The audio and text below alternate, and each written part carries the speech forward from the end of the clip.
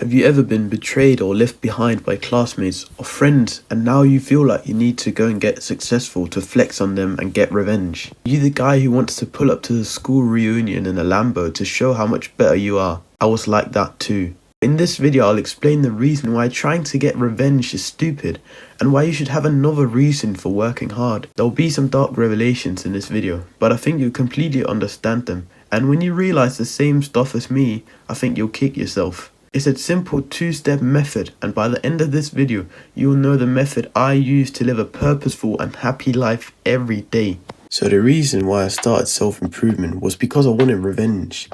At the time, I was in a friend group of about 6 people, and when we started talking, I loved it, for I've never felt 6 friends all in a group with me, so I was so excited. But then it started to happen. The people that I called friends started to hang out after school without me. The next day when I came to school and heard them talking about what they had been doing, I didn't really think too much of it at first, until it kept happening again and again. And now, when we started going to parties, I wasn't invited. I remember multiple times where they would sit and talk about the party right in front of me, even though I wasn't invited. I was very sad and felt quite depressed. It felt like my best friends betrayed me and they didn't even care. Slowly, hate started to build up and I victimized myself. With all this hate, I wanted revenge.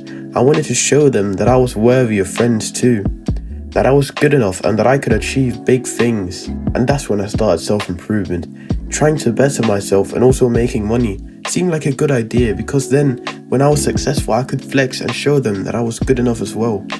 Now when I say it like that, it doesn't seem like a good idea, and it really isn't. Because at the start of my journey, I also felt like shit because I was always in the mindset of revenge and hate. And think about it, I wasn't even doing this for myself, I was doing it to show them.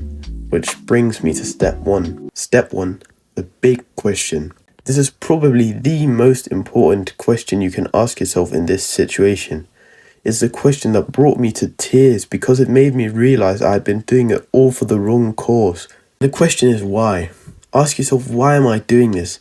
Because if you're doing it like I was to show off to other people that you were good enough as well, that's not a good why.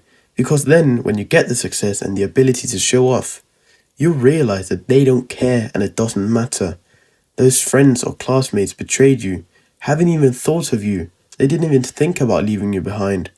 It's only you who has been stuck and is still emotional about what they did. So if your why isn't, I'm doing this for myself, then it's not worth it. I mean, of course, if you're doing it for family or your future family, that's alright because you care for those people. But if it's not for yourself or the people you care about, you're going to live a life for someone else. And if you get the success, it's only to show a person that doesn't care about you that you're worthy of love. Step 2, pain as a driver. Now that I've realized that revenge and hate isn't the way, I'm actually grateful for what my old friends did to me. They gave me my last push where I felt so bad I found a way to change. And I'm so grateful I found self-improvement because it's changed my life forever. And possibly if my friends hadn't done that to me, maybe I would have never started self-improvement. So everyone that's hurt you, you should always be grateful because they have given you a little push towards dissatisfaction, and dissatisfaction is the reason you started changing. So in theory, if I was never left behind, I probably wouldn't have found self-improvement. So don't be mad at them for giving you pain, but be grateful. So let's summarize. If you're in the situation I was in a year ago where you feel hate towards some people and you want to get revenge, here are the 2 things you need to think about. Step 1, why am I doing this? Because you're doing it for people who are not your family or you, then it's not worth it. Step 2, be grateful for pain. Realize that when you got hurt, it pushed you into deeper dissatisfaction. And dissatisfaction is what makes you want to change. So without the pain they gave you, you might have never started self-improvement. This will probably be quite a dark realization for you, but if you genuinely sit down and think about this, it will make sense and it will make your life so much more simple and genuine. Alright, that's it. Put one foot in front of the other.